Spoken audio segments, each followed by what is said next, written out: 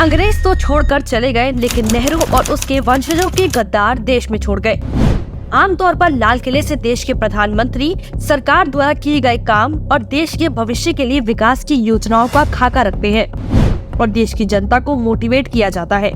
लेकिन अंग्रेजों जैसी मानसिकता रखने वाले जवाहरलाल नेहरू ने स्वतंत्रता दिवस पर दिए हर भाषण में देश और देशवासियों को नीचा दिखाने का काम किया है। आज हम नेहरू के उन्हीं भाषणों का विश्लेषण कर बताएंगे कि कैसे लाल किले से दिए इन भाषणों से नेहरू ने देश की जनता और देश के जवानों का सिर शर्म से झुका दिया था। पाक दिल का टुकड़ा। 1957 के स्वतंत्रता दिवस के मौके पर नेहरू ने लाल किले से भाषण देते हुए पाकिस्तान को दिल का टुकड़ा बताया था।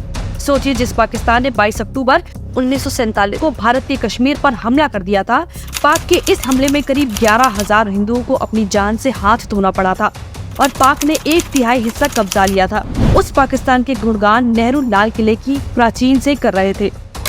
हमारे पड़ोसी मुल्क है पाकिस्तान, जो एक हमारी टुकड़े, हमारे दिल के और बाजू के टुकड़े, कैसे हम सोचें उनसे लड़ना, ये तो एक अपने को ही एक नुकसान पहुंचाना है।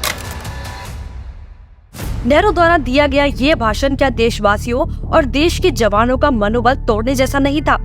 नेहरू का भाषण पाक हमले में जो जवान शहीद हुए, जो हिंदू मारे गए, उनके परिवार के जख्मों पर नमक छिड़कने जैसा था।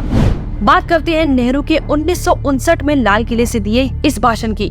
1959 के स्वतंत्रता दिवस पर नेहरू ने अपने भाषण में देश के लोगों को मोटिवेट करने की बजाय नीचा दिखाने का काम किया। नेहरू ने अपनी स्पीच में भारतीयों को आलसी तक बता दिया। हिंदुस्तान में काफी मेहनत करने की आदत आमतौर से नहीं हुई। हमारा कसूर नहीं, आदतें ऐसी पड़ जाती हैं वाकयात से। लेकिन बात यह है कि हम उतना काम नहीं करते जितना कि यूरोप वाले या जापान वाले या चीन वाले या रूस वाले कहीं करते हैं, या अमेरिका वाले। ये न समझिए कि वो कौमें खुशहाल हो गई कोई जादू से, मेहनत से हुई है और अकल से हुई है। नेहरू का भारतीयों को आलसी बोलना क्या देशवासियों का मनोबल तोड़ने जैसा नहीं है? भारत के मजदूर, किसान और जवान अपनी मेहनत से पूरे विश्व भर में अलग स्थान रखते हैं, लेकिन नेहरू को देशवासियों से प्यार होता तो उनकी मेहनत नजर आती। 1962 चीन युद्ध में नेहरू की गलतियों की वजह से भारत की करारी हार हुई, लेकिन 1963 के स्वतंत्रता दिवस पर नेहरू ने एक बार फिर बेशर्मी दिखाई।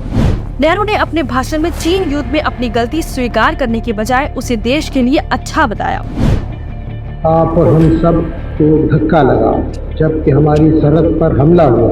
एक मुल्क जिसको हम दोस्त समझते थे, उसने जोरों से हमला किया और हादसे हुए सरहद पर, लंबी सरहद पर। हमें तकलीफ हुई, परेशानी हुई, लेकिन उसका भी नतीजा एक अच्छा हुआ। सोचिए, नेहरू के बोलने का देशवासियों पर क्या इम्पैक्ट रहा होगा। उस समय नेहरू के देशवासियों को नीचा दिखाने की ही मानसिकता रही है और यही मानसिकता आज भी कांग्रेस की है। चाहे विदेश जाकर देश को बदनाम करना हो या देश की तरक्की में योगदान देने वाले उद्योगपतियों को गाली देना हो, कांग्रेसी युवराज ये काम बखूबी कर रहा है।